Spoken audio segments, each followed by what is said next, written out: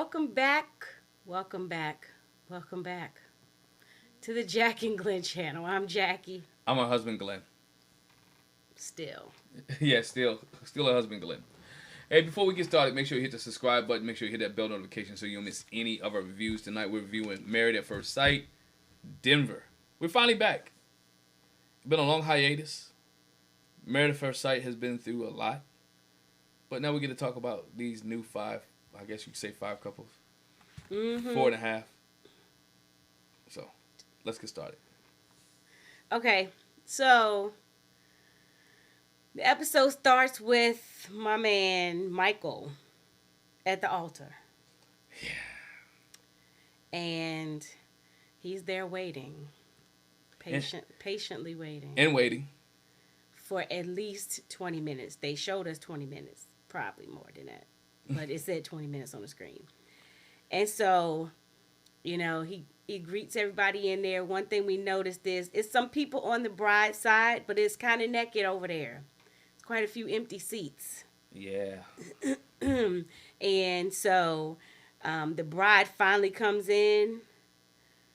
I don't think I can do this. And she leaves. Heartbroken. I feel bad. She ain't leave heartbroken. I mean, he felt bad. He heartbroken. I feel bad for him because he went through this whole process. You got embarrassed. So kind of shocked that this is the first time a person did it on Married at First Sight. I think this is the first time. This is the first time ever. I'm surprised by that because there's several people who I can run through my mind with like if they could have left, they would have left right then and there. Mm-hmm. Right, but she actually leaves, and this is after. I mean, we got to put it in perspective. This is after she has given him a gift. He has read her letter. He's wearing the crown. He's wearing the sword. After she had the bachelor party, after she had her dress fitted, bachelorette party, after she had told her family, after she has gone through this whole process, she makes up her mind and says, "You know what? I'm not gonna do it. I can't get through. I can't do it." Unbelievable. And I don't really think a lot of it had to do with him. I think it was just her. Now, when she saw him, it might have added to what she was already feeling. But I don't think it wasn't just him. Unbelievable. But he talks to his friends Evram, Matt, and well, I wrote Claire. That don't sound right. I guess he did talk to a female. I don't know. Anyway, and so this was beforehand. Oh, yes, it was Claire. This was beforehand. So he's talking about how he's overwhelmed and excited to be going through the process. They tell him that, whoever he gets matched with, his match has to be eccentric and bougie like him. Mm. He's real stylish, got a different little hairstyle going on. My daughter and I, when we watched, was like, okay. So to the side, we didn't really care for it too much, but he does a little man bun sometimes, with or without the glasses, different outfits, whatever. He's real eclectic, and they're like, he's not really the Colorado archetype. He works in the tech industry. We find out that he lost his dad at a young age. What's his worst case scenario is if it goes horribly wrong, he would feel like it's a scarlet letter type of thing. And I think this is the worst case scenario. Yeah, he didn't think about this one. I don't think anybody thinks about this one, right? And I mean, just to dig. I think they do, but it's like very low because you figure somebody that's come into this process, like the likelihood that they'll leave you at the altar, it should be slim. Because like you said, this person's gone through, like, you've told your family. You've been vetted. You've picked a dress, done the bachelorette party. You might have signed the contract. Gave gifts. Might have signed the contract for $50,000 if you walk away. I don't know when this process starts. Does it actually start when you get married, and that's when the contract is signed, sealed, and delivered, or is the contract beforehand? Because whoever this person is, and I don't think we ever will know who this person is, right? Oh, please let us find because out. they cut out. If you go back and I know some of you guys in our reviews, we putting this out a little bit later, but if you would never find out they've cut her out the bachelorette party. Even when they did the matchmaking special, you could see the dubbing on the voices of the experts. They have like his match was a black square. Yeah, his match was like a black square. They even if you could look at the People magazine, is a pink lady with a question mark. So like, I don't think unless somebody from inside Married at First Sight spilled the beans, we would never know who this person is. I hope that's not the case. I hope eventually. I mean, unless they sign something and it's like, we're not gonna release it. I could see them later on going through like we have to find out who this person was because we need to know what happened. We would hope so. I just feel like they won't. You would hope like so, that. but I think they're gonna leave us hanging. I don't think we'll ever find out unless somebody finds out the inside information or somebody within the Married at First Sight organization dropped the dime. We're never gonna find out who this young lady is. Ooh, that sucks so bad. in my opinion, right? Y'all let us know what you think in the comment section below. I think it's very vital to the show and to the process to know, okay, what made you be like, I mean, even if we don't see her, I would be satisfied even if we don't see her face. If they do it like they used to on like the cop shows. Phil Donahue and because they didn't do it on Maury Povich too much, but like Phil Donahue and Sally Jesse Raphael, how they would blur the face and mess the voice up, but you would see the person. But you dating yourself, so you got the whole pixel thing going on in the dark. What you mean I'm dating myself? Sally Jesse Raphael and Phil Donahue? Because on the Ratchet shows, they didn't do that. They don't care. That's what I might be dating myself, but again, on Maury Povich, Jerry Springer, you tell me they very rarely. Nah, they would. Exactly. I would have said cops like when they had undercover cops. Okay, you dating yourself too. Well, we there. I'm sorry. I was just saying on those type of shows. Anyway, but y'all guys let us know what you think. Can we at least get a blurred, distorted voice? Or something, an email, a text message, right? Somebody who knows her. Can y'all drop a dime like? They not. Okay. Somebody who was at the wedding. Can you drop a dime like, hey, this is what they we're not, doing? and I don't mean no harm or disrespect when I equate it to this. They're gonna be just like Chadwick Boseman's family and friends. They have been sworn to secrecy. It will not come out. I bet you. Yeah, I don't think it come out. I don't think we can find out. I don't think nobody gonna slip that on the low. Like you said, it would have to be production. Yeah, it would have to be somebody who's within that circle to drop her name and picture, and they didn't even put her on the matchmaking special. No. If you go back and watch it, you trying to find out who this blackhead. No, it's not a matchmaking special. So, and you can tell they redid some scenes too, because one part he had the crown on and didn't have the crown on. So, I don't know. And one part, it did look like it was more people on the bride's side, and then it wasn't. Then with empty seats. So. Anyway, so then we have Emily and Brennan. Now let's go back a little bit. Emily is our 29-year-old who's never had a serious boyfriend and never been in love. Why do we do this? Why do they do this? This is right here is a recipe for disaster. This girl has not been in a serious relationship, but you're going to put her in marriage.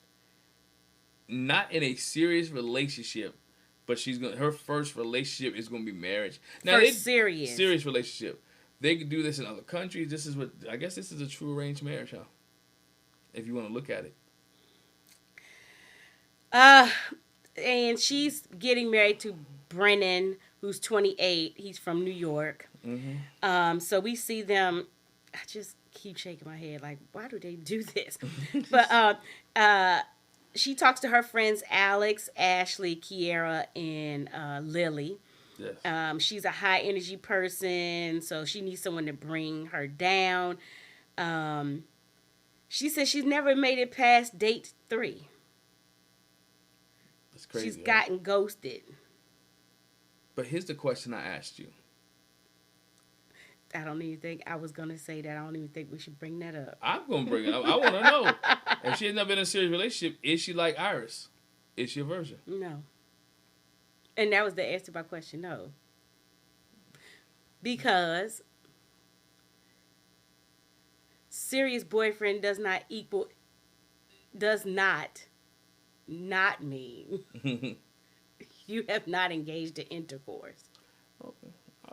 I know. Because everybody don't need a serious relationship to have intercourse. That's correct. But I was just curious. And so that's why I say, no, she probably has. She don't have no V card no more. Which I'm still like, I would think at some point maybe hopefully if you had intercourse with them, why wouldn't they lead to a boyfriend? Why wouldn't it lead to a serious relationship, right? Anyway, but y'all can answer that because I don't know. I can't answer that part because I don't do that. No. I was married. But so her parents have been together for 30 years, and that gives her hope. What I didn't say is she's a sale and account exec for a tech company. Yeah. For Brennan, he talks to his friends Andrew and Walker. His parents were married, but they didn't know how to communicate, and so they used to fight all the time. And yeah. And we saw they're Russian, right? This is the one whose parents are Russian. I believe so. Mm-hmm. His parents are Russian. His parents were born and raised in Russia. And so when it comes to his match, so on the when they're doing the looking for tuxedos or whatever, that is his concern. It's how his parents will feel about all American girl. All American. And they're Russian. When he talks to his dad, he was like, I hope, the risk that he's taking is a legitimate one. That's what I'm hoping for you, son. Dad seemed rough, though. Dad seemed like he was like, no nonsense. Like Yeah, because he said everybody in our family's only had one wedding. Just keep that in mind. Keep that in mind. But Brennan said, though, he doesn't plan on getting divorced. Mm-hmm. So he said, regardless, because when he was talking to his friends, he said, regardless of what happens, I'm not getting divorced. I'm going to say yes.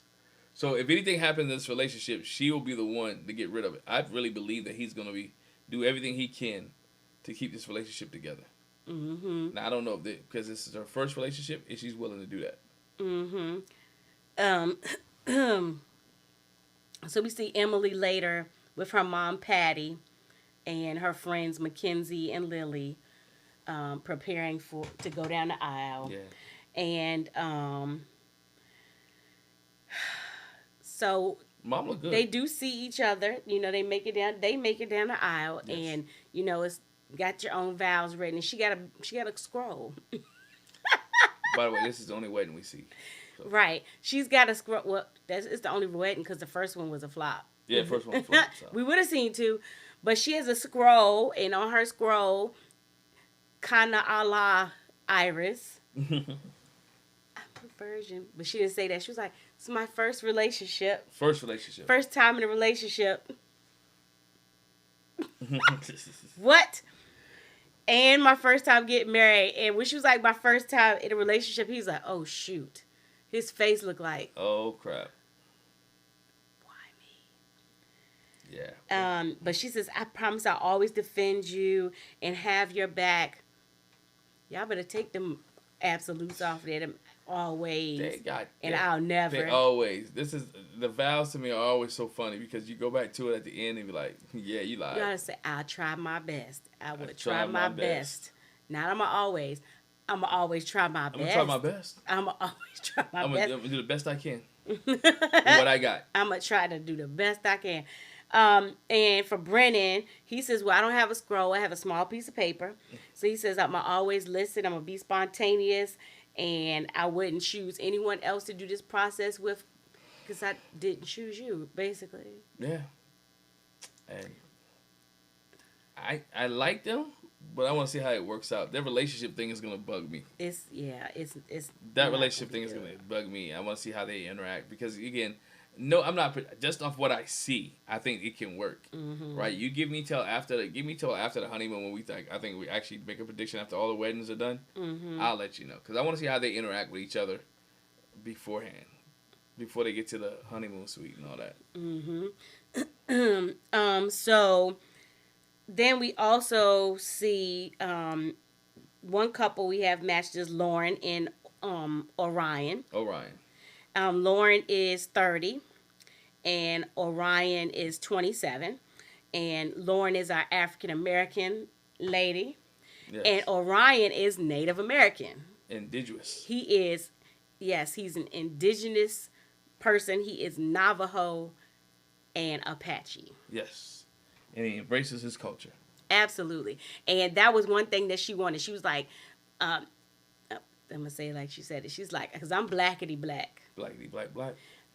I'm blackity black. I'm going to represent the black culture. I'm going to make it do what it do.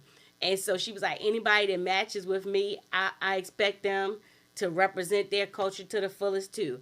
I'm not against somebody that's not black, but whatever they are, I'm hoping. She had a conversation with her friends. Was like, what if he's not? Yes. Then okay, so. But I'm thinking their conversation is he'll probably be something other than white. And they say that because of in Colorado, there's a slim pick of African Americans. Yeah, man. The pool and Pastor Cal said that if you watch the matchmaking special there's a slim pool of African American in Colorado. Mm-hmm. And if you watch professional football or you watch the Colorado Buffaloes, you know that as well. Mm-hmm. So yeah, like I said, the conversation is what if he's white, or what if he's ugly. Or if he's another minority. And she was like, I think I could take another minority better. Mm-hmm. And so, again, he happens to be an indigenous. He's an indigenous person. He's from an indigenous tribe. So she's a budget officer with the federal government. And the one thing we learned about Lauren is she's like, I would call myself queer. Mm-hmm. Yes. So she says, I love men. I like women too. But I love my men. Love men. But I like women too. And I have dibbled and dabbled in that. Yes. Orion says, I tried it. It was a hard stop. Hard no. After what she said was a date. I think he said date.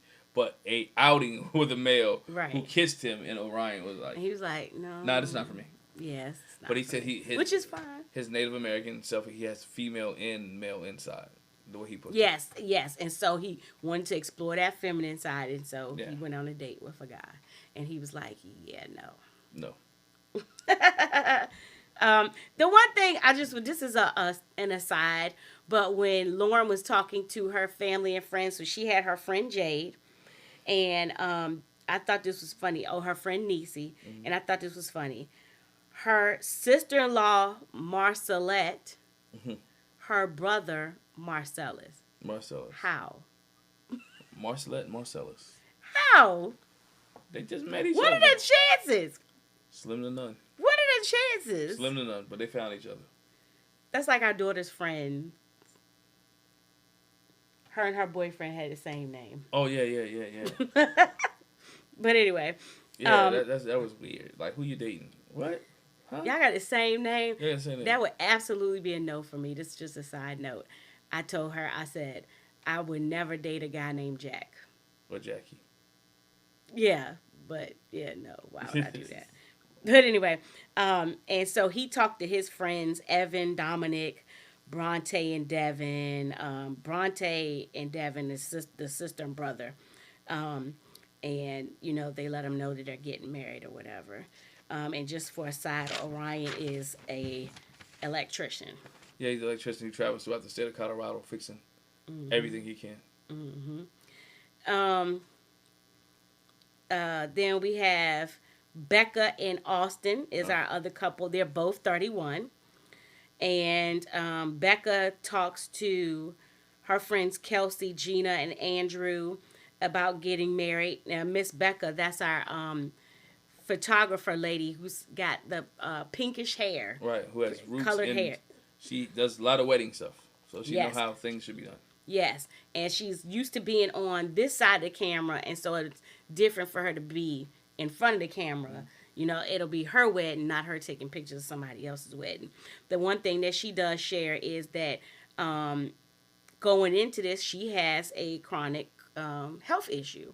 She has an autoimmune disorder that attacks her spine, so she's got chronic back pain. And so that's a unique situation, kind of like Katie and Derek, because Katie was diabetic, though. Yeah. So it's going to have to be somebody, she said, that can understand that some days I'm gonna have a really great day, and there'll be days that I can't get out the bed. Why do you put a guy in this situation?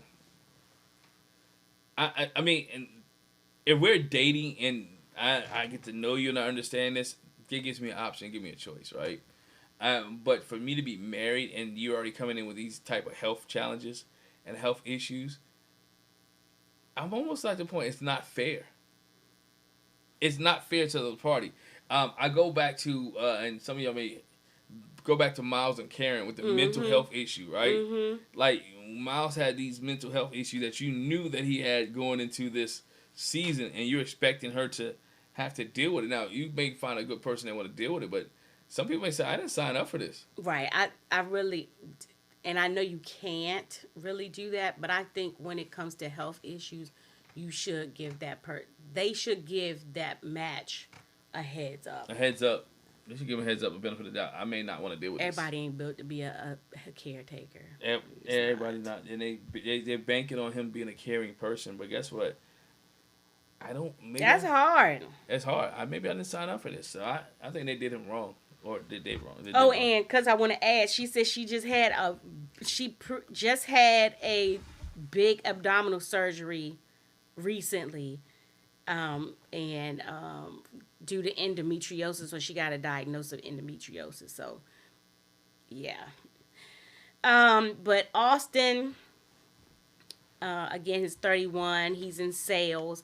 And he talks to his mom and his dad. And then you said that was his roommate? I believe that said roommate, yeah. I couldn't remember. I don't remember seeing anything. But question to his mom. Like, his mom is super skeptical. Real Her skeptical. face, she was side-eyeing him the whole time. And it's like, Mom, do you think I'm ready for marriage? She's like, nope. Nope, not at all. Nope, you ain't ready for this. Because it's more challenging than you think. And his mom is cautious and worrisome at the same time, and she was like, I have the right to be. Yeah. I have the right to be.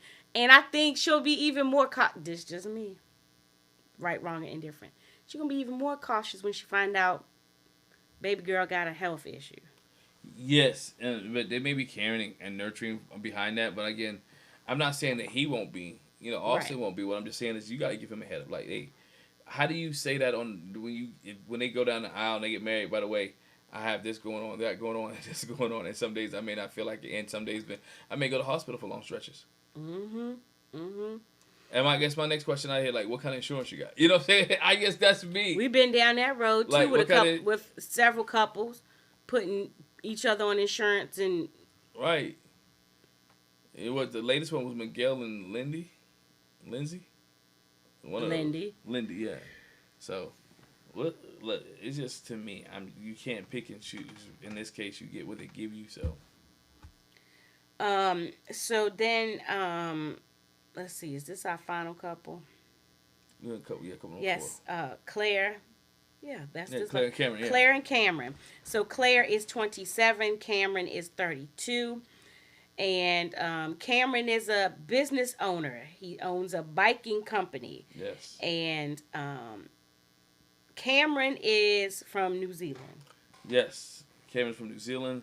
He's in the States with one of his mom's friends who he met at a party for, like, a family friend. And they just hit it off. And so he has a good family connection there. And he's excited to be in the United States. Yeah, and this is friends Nancy and Attilio. Yeah, Attilio. They're like mother and father figures to him since he's been in Colorado. His parents got divorced when he was 13.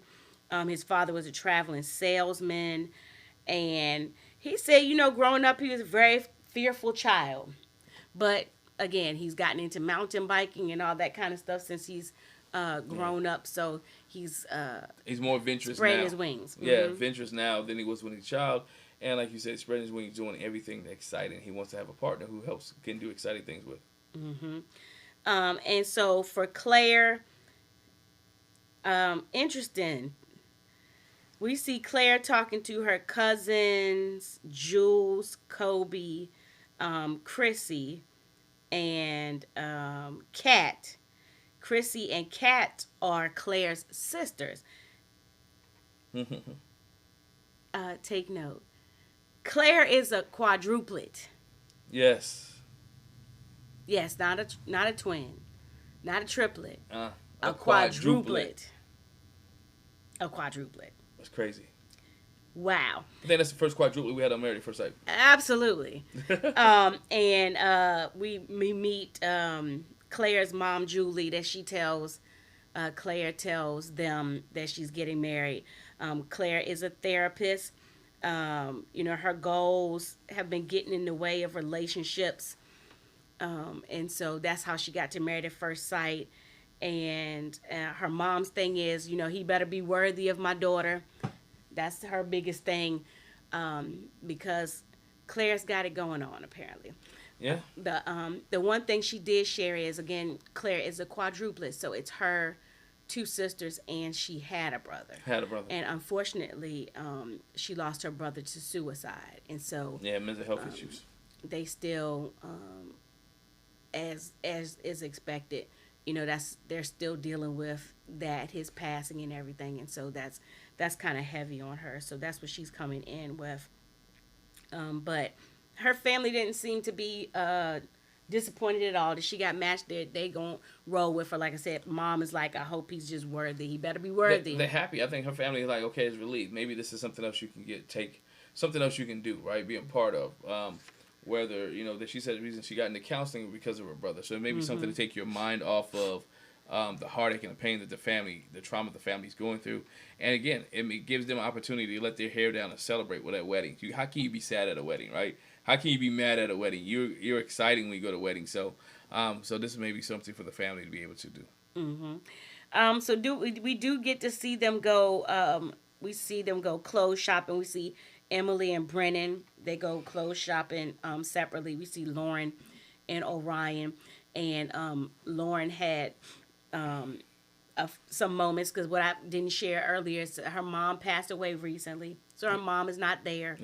Her mom passed away in April, I think it was April. And so that's still emotional for her. So while she's trying on dresses, she does get choked up. Thinking about her mom. Her mom wants her to be happy, so that's one thing they talked about too. That's why she's hoping this will work out. That she's striking out on her own, and trying to find love.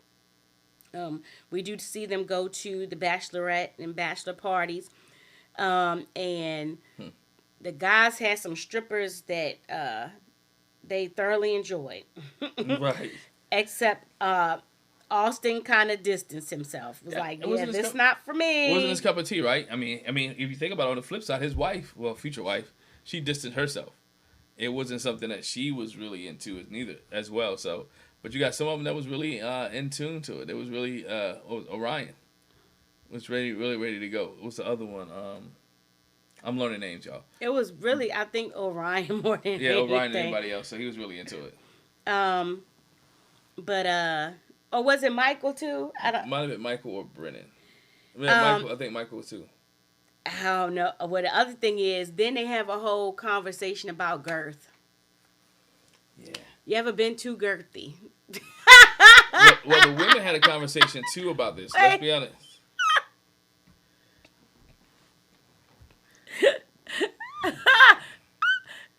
Brennan is like, what? I don't want to talk about this. I don't want to talk about you, Johnson. What? But we come to find out, if you watch the after party, is that Orion was too drunk.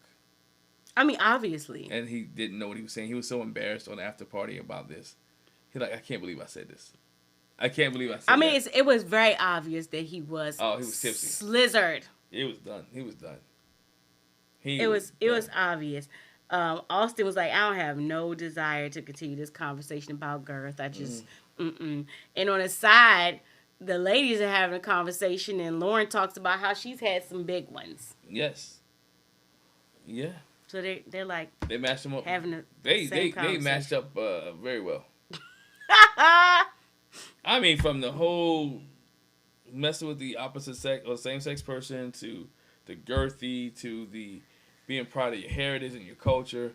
they're matched up very well, in my opinion. Now, whether they stay together or not, only time will tell. But yes.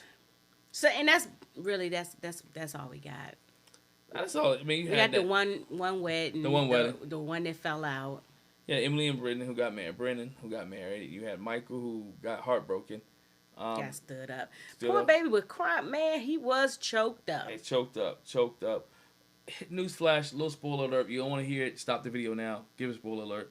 Michael does get married. Not on this episode, but he does eventually find a girl. Right? They eventually give him a girl. Her name is Chloe. And then you'll see him and her together a little bit later on. According to I'm about to say dirt sheet. This is not wrestling. According to Reddit, right? According to Reddit, they got married in March. Yeah, okay. Now I want to see how this plays out because everybody else got married at the end of January, early February. So I want to see how they get Michael and Chloe together. Where do they have a regular decision day like everybody else? Do they do 8 weeks like everybody else? Do they do 4 weeks like everybody? Or like do they do 4 weeks? The final 4 weeks? Only time will tell. And I hope they don't have them do 4 weeks. And I don't hope they don't drag Michael's story out where we see him every week. He don't have a wife. I want to see what the other couples think when they get to this. When they get to the honeymoon, they match up. Well, when it's only 4 of them. Right, because you got to. Because he ain't going. He ain't going, but you got to figure the other girls met this lady. Yeah, probably. Because she was at the bachelorette party. Mm-hmm. So the other girls met her. They know who she is.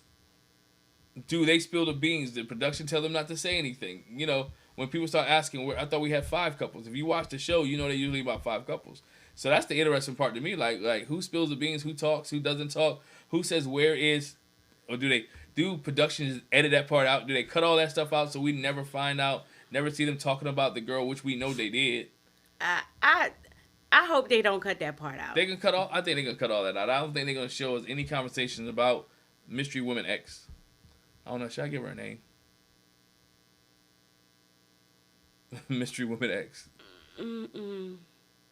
The woman with the issue. The woman with the question mark on her. I don't know. The woman. Jane Doe. The one who got away. Jane Doe. The one who got away. Jane Doe. Jane Doe. So we don't know what happened to Jane Doe, but they're going to talk about Jane Doe. G.I. Jane. They're going to talk about Jane Doe, right? They're going to talk about Jane Doe. It's just a matter of production to cut out the conversation they had about Jane Doe. That's it, y'all. That is it. That is it for this week, man. It's good to be back. Great to be back talking about Married at First Sight. Somebody don't think so. Hey, let us know what you think in the comment about this. I ain't say that. This past episode of Married at First Sight. Do you think Orion and Lauren match up very well? Do you think Michael got the raw deal? All right. What would you have done if you got left at the altar? I'm tipping over every chair in there. Like, yo, pay me. I just went through emotional stress and trauma. I'm turning the table over. We still gonna party. My family still gonna party. I'm sorry. Nah. My family we still gonna party. Actually, some of my people, my family probably went after. I'm trying to tell you, tear the chairs up. They might have went after. Tear the club up. They might have went after the girl. I ain't gonna say a lie. They might have went after the girl. I mean, no, I don't think they would because it ain't no investment. You see what I'm saying? That's true. But anyway. Make sure you hit the subscribe button, hit the bell notification. Make sure you leave a comment in the comment section below. And we'll catch you guys a little bit later. Appreciate you. Thanks for watching. And if you watch this all the way to the end of the video, hit the subscribe button. Peace. Yep. Bye.